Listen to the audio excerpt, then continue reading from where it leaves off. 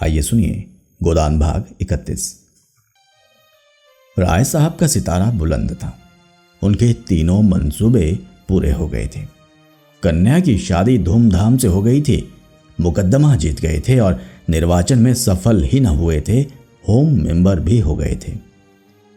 चारों ओर से बधाइयां मिल रही थी, तारों का तांता लगा हुआ था। इस मुकदमे को जीतकर उन्होंने ताल्लुकेदारों की प्रथम श्रेणी में स्थान प्राप्त कर लिया था। सम्मान तो उनका पहले भी किसी से कम न था, मगर अब तो उसकी जड़ और भी गहरी और मजबूत हो गई थी।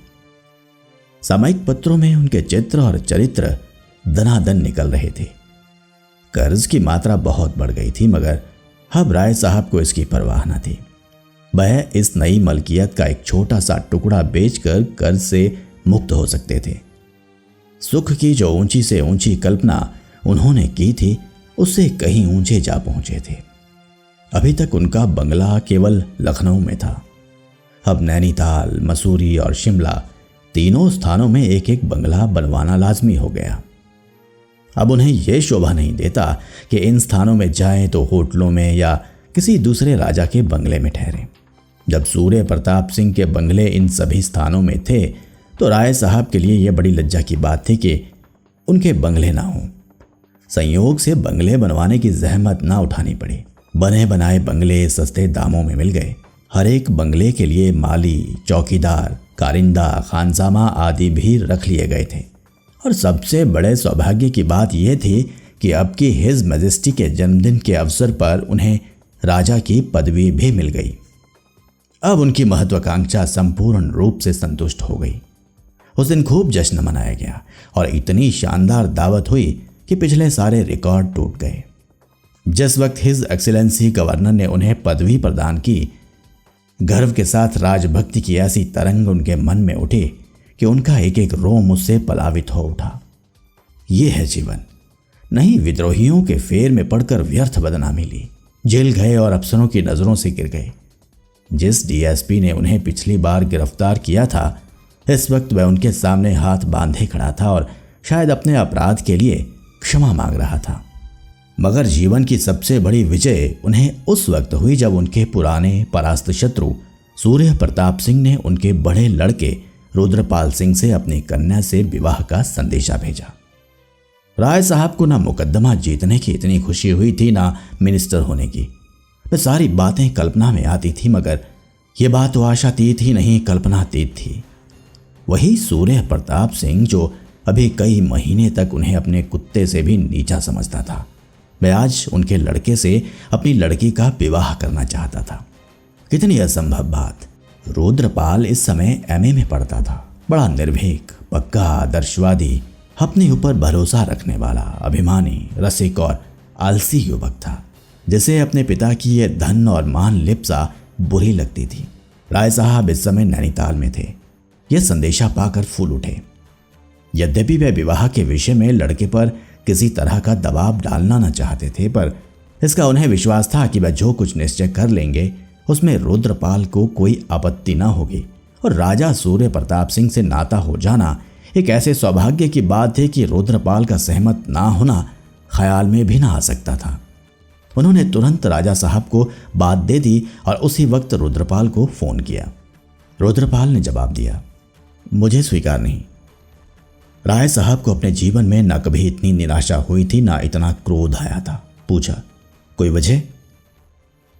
समय आने पर मालूम हो जाएगा। मैं अभी जानना चाहता हूं। मैं नहीं बतलाना चाहता। तुम्हें मेरा हुक्म मानना पड़ेगा। जिस बात को मेरी आत्मा स्वीकार नहीं करती, उसे मैं आपके हुक्म से नहीं मान सकता। राय साहब ने बड़ी नम्रता से समझाया, बेटा, तुम आदर्शवाद के पीछे अपने पैरों में कुल्हाड़ी मार रहे हो। यह संबंध समाज में तुम्हारा स्थान कितना ऊंचा कर देगा, कुछ तुमने सोचा है? इसे ईश्वर की प्रेरणा समझो। उस कुल की कोई दरिद्र कन्या भी मुझे मिलती तो मैं अपने भाग्य को सराहता।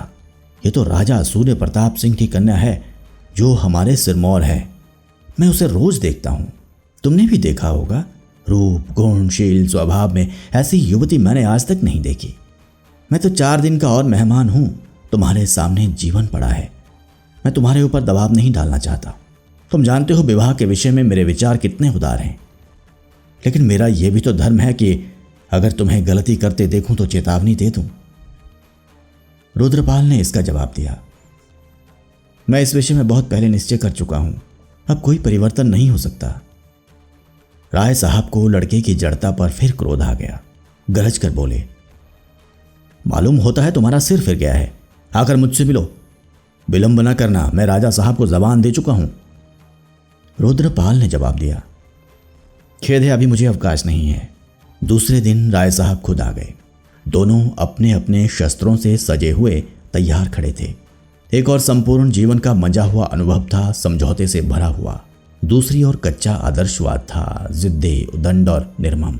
राय साहब ने सीधे मर्म पर आघात किया। मैं जानना चाहता हूं मैं कौन लड़की है, रुद्रपाल ने अचल भाव से कहा। अगर आप इतने उत्सुक हैं तो सुनिए, वह मालती देवी की बहन सरोज है। राय साहब आहत होकर गिर पड़े। अच्छा, वह, आपने तो सरोज को देखा होगा। खूब देखा है। तुमने राजकुमारी को देखा है या नहीं? जी हाँ, खूब देखा है। फिर भी मैं रूप को कोई चीज नहीं समझता। तुम्हारी अक्ल पर मुझे अफसोस आता है। मालती को जानते हो, कैसी औरत है? उसकी बहन क्या कुछ और होगी। रुद्रपाल ने तैयोरी चढ़ाकर कहा, मैं इस विषय में आपसे और कुछ नहीं कहना चाहता, मगर मेरी शादी होगी तो सरोज से। मेरे जीते जी तो कभी नहीं हो सकती। तो आपके बाद होगी? अच्छा, तुम्हारे यही इरादे हैं? और राय साहब की आंखें सजल हो गई, जैसे सारा जीवन उजड़ गया हो। मिनिस्ट्री और इलाका और पदवी सब जैसे बासी फूलों की तरह नीरस निरानंद हो गए हों। जीवन की सारी साधना व्यर्थ हो गई। उनकी स्त्री का जब देहांत हुआ था तो उनकी उम्र 36 साल से ज्यादा न थी। वह विवाह कर सकते थे और भोग विलास का आनंद उठा सकते थे। सभी उनसे विवाह करने के लिए आग्रह कर रहे थे, मगर उन्होंने इन बालकों का मुंह देखा और विधुर जीवन की साधना स्वीकार कर ली। इन्हीं लड़कों पर अपने जीवन का सारा भोग विलास न्यौछावर कर दिया। आज तक अपने हृदय का सारा स्नेह इन्हीं लड़कों को देते चले आए हैं, और आज ये लड़का इतनी निष्ठुरता से बातें कर रहा है मानो उनसे कोई नाता नहीं। फिर वह क्यों जायदाद और सम्मान और अधिकार के लिए जान दे? इन्हीं लड़कों ही के लिए तो वह सब कुछ कर रहे थे। जब लड़कों को उनका जरा भी लिहाज नहीं तो वह क्यों ये तपस्या करें? उन्हें कौन संसार में बहुत दिन रहना है? उन्हें भी आराम से पड़े रहना आता है। उनके और हजारों भाई मूछों पर ताव देकर जीवन का भोग करते हैं और मस्त घूमते हैं। फिर वह भी क्यों ना भोग विलास में पड़े रहें? उन्हें इस वक्त याद न रहा वह जो तपस्या कर रहे हैं वे लड़कों के लिए नहीं, कि कुछ लोगों की प्रकृति ही ऐसी होती है कि वे विलास का अपाहिजपन स्वीकार ही नहीं कर सकते। वे अपने जिगर का खून पीने ही के लिए बने हैं और मरते दम तक पिए जाएंगे। मगर इस चोट की प्रतिक्रिया भी तुरंत हुई। हम जिनके लिए त्याग करते हैं उनसे किसी बदले की आशा न रखकर भी उनके मन पर शासन करना चाहते हैं, चाहे वह शासन उन्हीं के हित में हो। यद्यपि उस हित को हम इतना अपना लेते हैं कि वह उनका ना होकर हमारा हो जाता है। त्याग की मात्रा जितनी ही ज्यादा होगी, ये शासन भावना भी उतनी ही प्रबल होती है।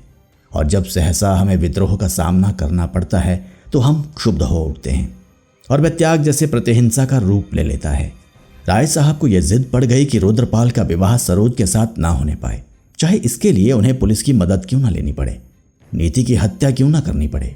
उन्होंने जैसे तलवार खींचकर कहा, हाँ मेरे बाद ही होगी और अभी उसे बहुत दिन है। रुद्रपाल ने जैसे गोली चला दी। ईश्वर करे आप अमर हो, सरोज से मेरा विवाह हो चुका। झूठ, बिल्कुल नहीं, प्रमाण पत्र मौजूद हैं। राय साहब आहत होकर गिर पड़े। इतनी सतृष्ण हिंसा की आंखों से उन्होंने कभी किसी शत्रु को ना देखा था। शत्रु अधिक से अधिक उनके स्वार्थ पर आघात कर सकता था, या देह पर या सम्मान पर यह आघात तो उस मर्म स्थल पर था जहां जीवन की संपूर्ण प्रेरणा संचित थी। एक आंधी थी जिसने उनका जीवन जड़ से उखाड़ दिया। अब वह सर्वथा अपंग है। पुलिस की सारी शक्ति हाथ में रहते हुए भी अपंग है। बल प्रयोग उनका अंतिम शस्त्र था। वह शस्त्र उनके हाथ से निकल चुका था। रुद्रपाल बालिग है, सरोज भी बालिग है, और रुद्रपाल अपनी रियासत का मालिक है। उनका उस पर कोई दबाव नहीं। आह, अगर जानते ये लौंडा यूं विद्रोह करेगा तो इस रियासत के लिए लड़ते ही क्यों। इस मुकदमेबाजी के पीछे 2-2.5 लाख बिगड़ गए, जीवन ही नष्ट हो गया। अब तो उनकी लाज इसी तरह बचेगी कि इस लौंडे की खुशामद करते रहें। उन्होंने जरा बाधा दी और इज्जत धूल में मिली। वे अपने जीवन का बलिदान करके भी अब स्वामी नहीं हैं। ओह, सारा जीवन नष्ट हो गया, सारा जीवन। रुद्रपाल चला गया था। राय साहब ने कार मंगवाई और मेहता से मिलने चले। मेहता अगर चाहें तो मालती को समझा सकते हैं, सरोज भी उनकी अवहेलना न करेगी। अगर 10-20 हजार रुपए बल खाने से भी विवाह रुक जाए तो वह देने को तैयार थे।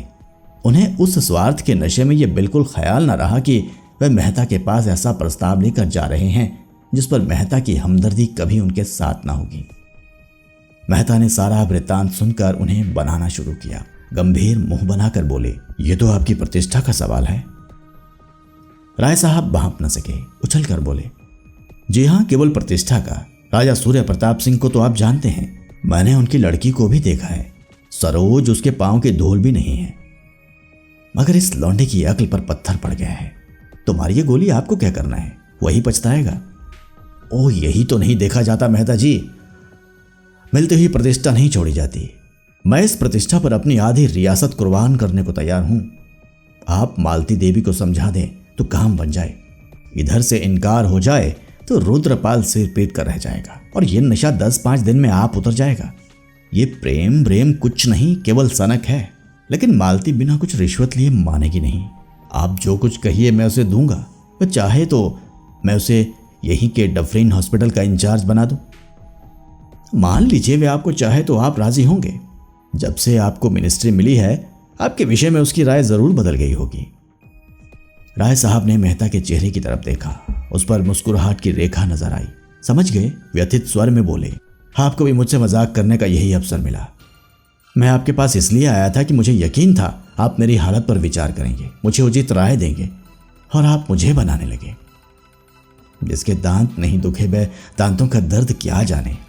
मेहता ने गंभीर स्वर में कहा, क्षमा कीजिएगा, आप ऐसा प्रश्न ही लेकर आए हैं कि उस पर गंभीर विचार करना मैं हास्यास्पद समझता हूं। आप अपनी शादी के जिम्मेदार हो सकते हैं, लड़के की शादी का दायित्व आप क्यों अपने ऊपर लेते हैं, खासकर जब आपका लड़का बालिग है और अपना नफा नुकसान समझता है। कम से कम मैं तो शादी जैसे महत्व के मामले में प्रतिष्ठा का कोई स्थान नहीं समझता। प्रतिष्ठा धन से होती तो राजा साहब उस नंगे बाबा के सामने घंटों गुलामों की तरह हाथ बांधे खड़े न रहते। मालूम नहीं कहां तक सही है, पर राजा साहब अपने इलाके के दारोगा तक को सलाम करते हैं। इसे आप प्रतिष्ठा कहते हैं? लखनऊ में आप किसी दुकानदार, किसी अहलकार, किसी राहगीर से पूछिए, उनका नाम सुनकर गालियां ही देगा। इसी को आप प्रतिष्ठा कहते हैं? जाकर आराम से बैठिए, सरोज से अच्छी वधू आपको बड़ी मुश्किल से मिलेगी। राय साहब ने आपत्ति के भाव से कहा, बहन तो मालती ही की है। मेहता ने गर्म होकर कहा, मालती की बहन होना क्या अपमान की बात है। मालती को आपने जाना नहीं और ना जानने की परवाह की। मैंने भी यही समझा था, लेकिन अब मालूम हुआ कि वह आग में पड़कर चमकने वाली सच्ची धातु है। वह उन वीरों में है जो अवसर पड़ने पर अपने जौहर दिखाते हैं, तलवार घुमाते नहीं चलते। आपको मालूम है खन्ना की आजकल क्या दशा है? राय साहब ने सहानुभूति के भाव से सिर हिलाकर कहा, सुन चुका हूं और बार बार इच्छा हुई कि उससे मिलूं, लेकिन फुर्सत ना मिली। उस मिल में आग लगना उनके सर्वनाश का कारण हो गया। जी हां, अब वे एक तरह से दोस्तों की दया पर अपना निर्वाह कर रहे हैं। उस पर गोविंदी महीनों से बीमार है। उसने खन्ना पर अपने को बलिदान कर दिया, उस पशु पर जिसने हमेशा उसे जलाया। अब वह मर रही है और मालती रात की रात उसके सिरहाने बैठी रह जाती है। वही मालती जो किसी राजा रईस से 500 फीस पाकर भी रात भर न बैठेगी। खन्ना के छोटे बच्चों को पालने का भार भी मालती पर है। ये मातृत्व उसमें कहां सोया हुआ था मालूम नहीं। मुझे तो मालती का यह स्वरूप देखकर अपने भीतर श्रद्धा का अनुभव होने लगा। हालांकि आप जानते हैं मैं घोर जड़वादी हूं और भीतर के परिष्कार के साथ उसकी छवि में भी देवत्व की झलक आने लगी है। मानवता इतनी बहुरंगी और इतनी समर्थ है, इसका मुझे प्रत्यक्ष अनुभव हो रहा है। आप उनसे मिलना चाहें तो चलिए, इसी बहाने मैं भी चला चलूंगा। राय साहब ने संदिग्ध भाव से कहा, जब आप ही मेरे दर्द को नहीं समझ सके तो मालती देवी क्या समझेगी? मुफ्त में शर्मिंदगी होगी। मगर आपको पास जाने के लिए किसी बहाने की जरूरत क्यों? मैं तो समझता था आपने उनके ऊपर अपना जादू डाल दिया है। मेहता ने हसरत भरी मुस्कुराहट के साथ जवाब दिया, वह बातें अब स्वप्न हो गई। अब तो कभी उनके दर्शन भी नहीं होते, उन्हें अब फुर्सत भी नहीं रहती। 2-4 बार गया, मगर मुझे मालूम हुआ मुझसे मिलकर वह कुछ खुश ना हुई। तब से जाते झेमता हूं। हाँ, खूब याद आया। आज महिला व्यायामशाला का जलसा है, आप चलेंगे? राय साहब ने बेदिली के साथ कहा।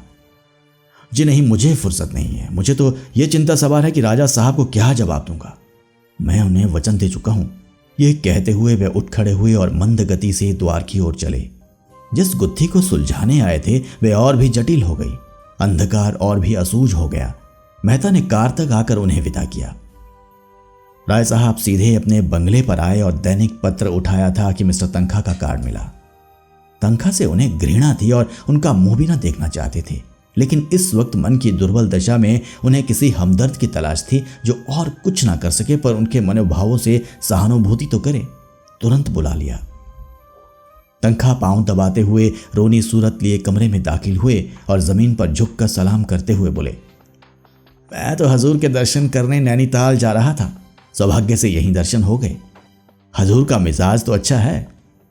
इसके बाद उन्होंने बड़ी लच्छेदार भाषा में अपने पिछले व्यवहार को बिल्कुल भूलकर राय साहब का यशोगान आरंभ किया। ऐसी होम मेमोरी कोई क्या करेगा जिधर देखिए हजूर ही के चर्चे हैं। ये पद हजूर ही को शोभा देता है।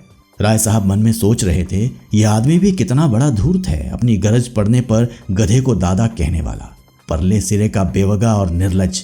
मगर उन्हें उन पर क्रोध न आया, दया आई। पूछा, आजकल आप क्या कर रहे हैं?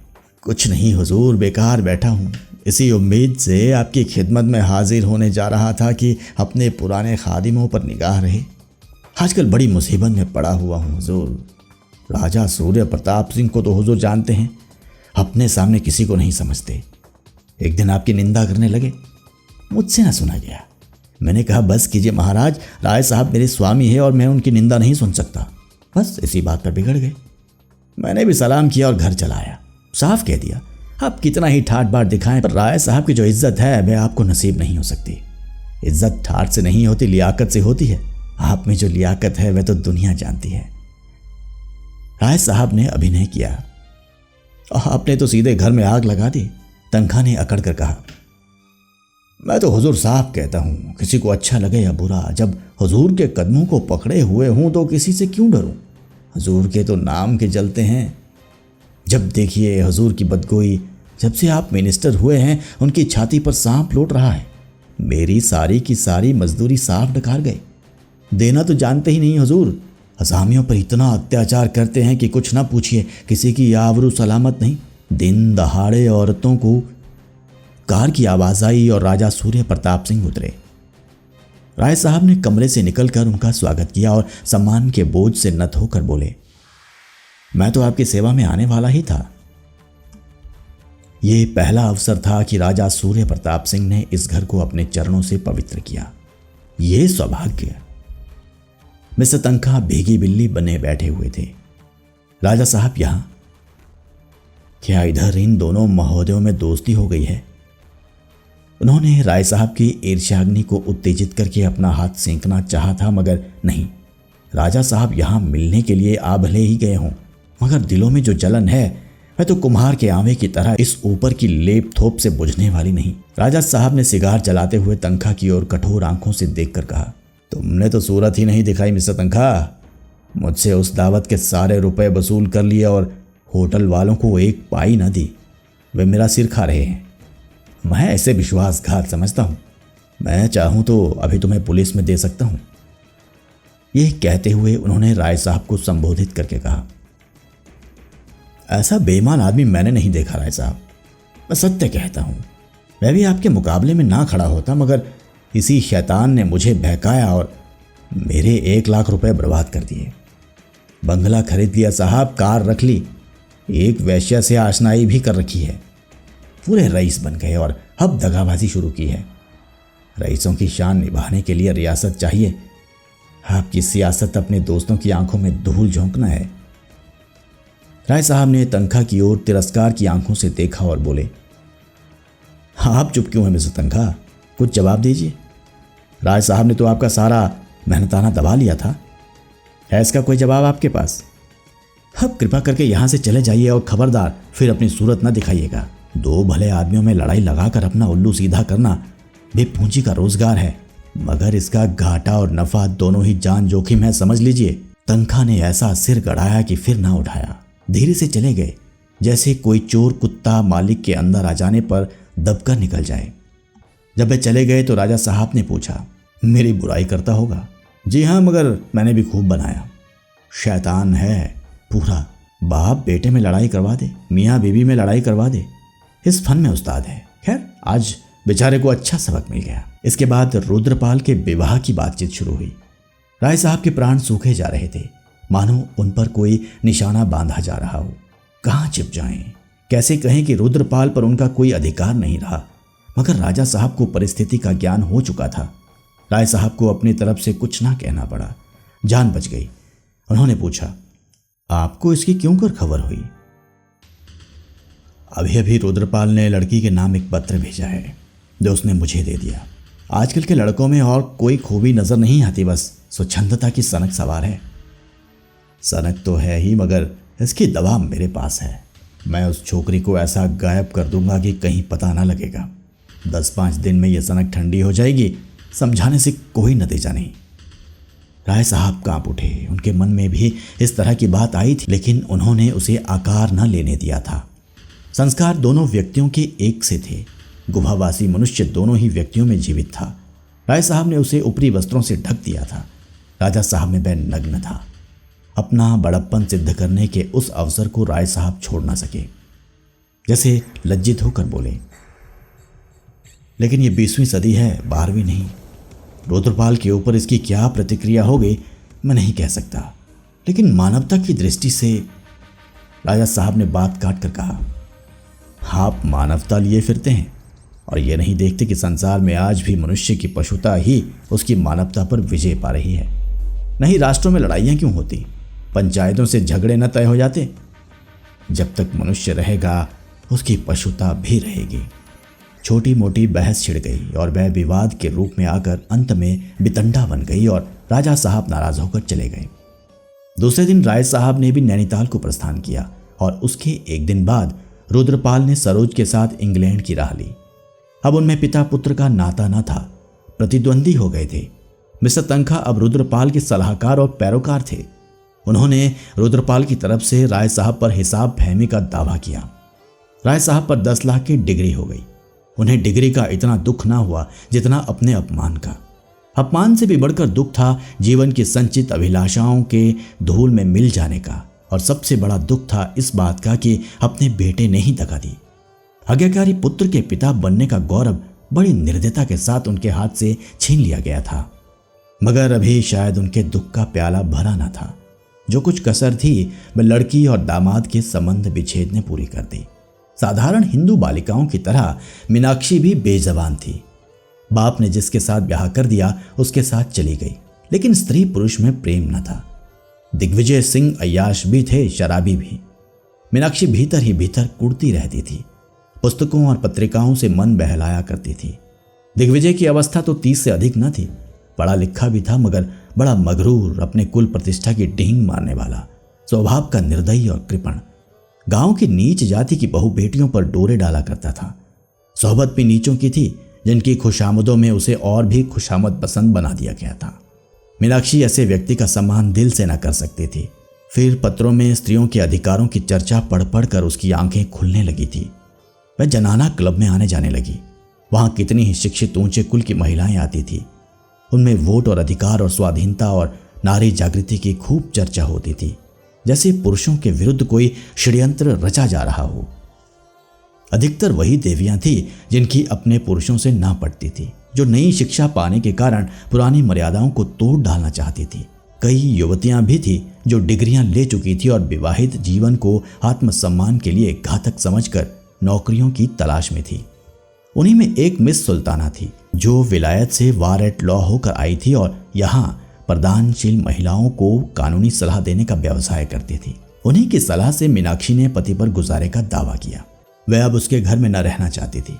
गुजारे की मीनाक्षी को जरूरत न थी। मैके में वह बड़े आराम से रह सकती थी, मगर वह दिग्विजय सिंह के मुख में कालिख लगाकर यहाँ से जाना चाहती थी। दिग्विजय सिंह ने उस पर उल्टा बदचलनी का आक्षेप लगाया। राय साहब ने इस कलह को शांत करने की भरसक बहुत चेष्टा की, पर मीनाक्षी अब पति की सूरत भी नहीं देखना चाहती थी। यद्यपि दिग्विजय सिंह का दावा खारिज हो गया और मीनाक्षी ने उस पर गुजारे की डिग्री पाई, मगर यह अपमान उसके जिगर में चुभता रहा। वह अलग एक कोठी में रहती थी और समष्टिवादी आंदोलन में प्रमुख भाग लेती थी, पर वह जलन शांत न होती थी। एक दिन में क्रोध में आकर हंटर लिए दिग्विजय सिंह के बंगले पर पहुंची। शौहदे जमा थे और वैश्य का नाच हो रहा था। उसने रणचंडी की भांति पिशाचों की इस चंडाल चौकड़ी में पहुंचकर तहलका मचा दिया। हंटर खा खा कर लोग इधर उधर भागने लगे। उसके तेज के सामने वह नीच शौहदे क्या टिकते। जब दिग्विजय सिंह अकेले रह गए तो उसने उन पर सड़ासड़ हंटर जमाने शुरू किए और इतना मारा कि कुंवर साहब बेदम हो गए। वैश्या अभी तक कोने में दुबकी खड़ी थी। अब उसका नंबर आया। मीनाक्षी हंटर तान कर जमाना ही चाहती थी कि वैश्या उनके पैरों पर गिर पड़ी और रोकर बोली, दुल्हन जी आप मेरी जान बख्श दें, मैं फिर कभी यहाँ ना आऊँगी, मैं निरपराध हूँ। मीनाक्षी ने उसकी ओर घृणा से देखकर कहा, हाँ तू निरपराध है, जानती है ना मैं कौन हूँ। चली जा, अब कभी यहाँ ना आना। हम स्त्रियाँ भोग विलास की चीज़ें हैं ही, तेरा कोई दोष नहीं। वैश्या ने उनके चरणों पर सिर रखकर आवेश में कहा, परमात्मा आपको सुखी रखे, जैसा आपका नाम सुनती थी वैसा ही पाया। सुखी रहने से तुम्हारा क्या आशय है? आप जो समझे महारानी जी। नहीं तुम बताओ। वैश्या के प्राण नखों में समा गए। कहां से कहां आशीर्वाद देने चली। जान बच गई थी, चुपके अपनी राह लेनी चाहिए थी। दुआ देने की सनक सवार हुई, अब कैसे जान बचे। डरती डरती बोली, हजूर का इकबाल बढ़े, मर्तबा बढ़े, नाम बढ़े। मीनाक्षी मुस्कुराई, हाँ ठीक है। वह आकर अपनी कार में बैठी, हाकिम जिला के बंगले पर पहुंचकर इस कांड की सूचना दी और अपनी कोठी में चली आई। तब से स्त्री पुरुष दोनों एक दूसरे के खून के प्यासे थे। दिग्विजय सिंह रिवॉल्वर लिए उसकी ताक में फिरा करते थे और वह भी अपनी रक्षा के लिए दो पहलवान ठाकुरों को अपने साथ लिए रहती थी। और राय साहब ने सुख का जो स्वर्ग बनाया था उसे अपनी जिंदगी में ही ध्वस्त होते देख रहे थे और अब संसार से निराश होकर उनकी आत्मा अंतर्मुखी होती जाती थी। अब तक अभिलाषाओं से जीवन के लिए प्रेरणा मिलती रहती थी। उधर का रास्ता बंद हो जाने पर उनका मन आप ही आप भक्ति की ओर झुका, जो अभिलाषाओं से कहीं बढ़कर सत्य था। जिस नई जायदाद के आश्रय पर कर्ज लिए थे, वह जायदाद कर्ज की पुरौठी किए बिना ही हाथ से निकल गई थी और वह बोझ सिर पर लदा हुआ था। मिनिस्ट्री से जरूर अच्छी रकम मिलती थी, मगर वह सारी की सारी उस पद की मर्यादा का पालन करने में ही उड़ जाती थी। और राय साहब को अपनी राजसी ठाट बाट निभाने के लिए वही आसामियों पर इजाफा और बेदखली और नजराना लेना पड़ता था जिससे उन्हें घृणा थी। वह प्रजा को कष्ट न देना चाहते थे। उनकी दशा पर उन्हें दया आती थी, लेकिन अपनी ज़रूरतों से हैरान थे। मुश्किल यह थी कि उपासना और भक्ति में भी उन्हें शांति न मिलती थी। वह मोह को छोड़ना चाहते थे, पर मोह उन्हें न छोड़ता था और इस खींचतान में उन्हें अपमान, ग्लानि और अशांति से छुटकारा न मिलता था। और जब आत्मा में शांति नहीं तो देह कैसे स्वस्थ रहती। निरोग रहने का सब उपाय करने पर भी एक न एक बाधा गले पड़ी रहती थी। रसोई में सभी तरह के पकवान बनते थे, पर उनके लिए वही मूंग की दाल और फुलके थे। अपने और भाइयों को देखते थे जो उनसे भी ज्यादा मकरूज, अपमानित और शोकग्रस्त थे, जिनके भोग विलास में, ठाट बाट में किसी तरह की कमी न थी, मगर इस तरह की बेहयाई उनके बस में न थी। उनके मन में ऊंचे संस्कारों का ध्वंस न हुआ था, पर पीड़ा, मक्कारी, निर्लज्जता और अत्याचार को वह ताल्लुकेदारी की शोभा और रोबदाव का नाम देकर अपनी आत्मा को संतुष्ट कर सकते थे, और यही उनकी सबसे बड़ी हार थी।